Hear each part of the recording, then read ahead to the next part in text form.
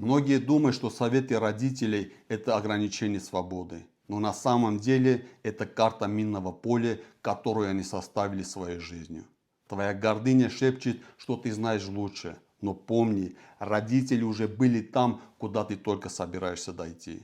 Они единственные люди на этой планете, чьи успехи измеряются исключительно твоим счастьем. Когда ты побеждаешь, они гордятся больше, чем своими личными триумфами. Укроти свое эго, ведь за их словами стоит не желание контролировать, а священная потребность защищать тебя от тех шрамов, которые они носят сами.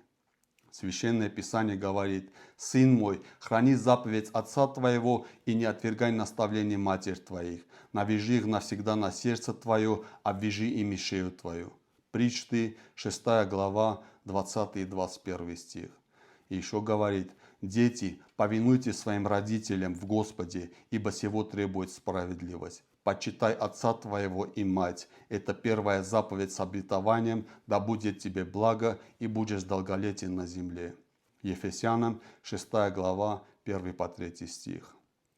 Осознай одну истину, которая не меняется ни в 15 лет, ни в 50 лет. Родители – это единственные люди, чья любовь к тебе абсолютно бескорыстна и лишена задних мыслей. Это те люди, которые готовы без секундного колебания отдать свое сердце, свое здоровье и любой орган своего тела, лишь бы ты был жив и счастлив.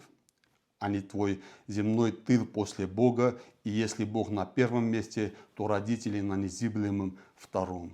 Когда ты выбираешь слушать их, ты не просто проявляешь послушание, ты обретаешь мудрость поколений, которое делает твой путь к успеху короче и безопаснее.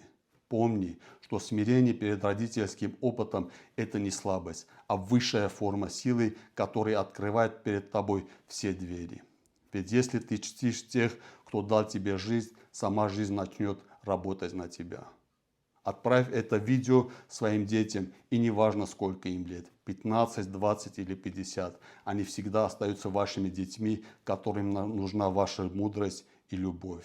И запомни, ты сильнее только со Всевышним.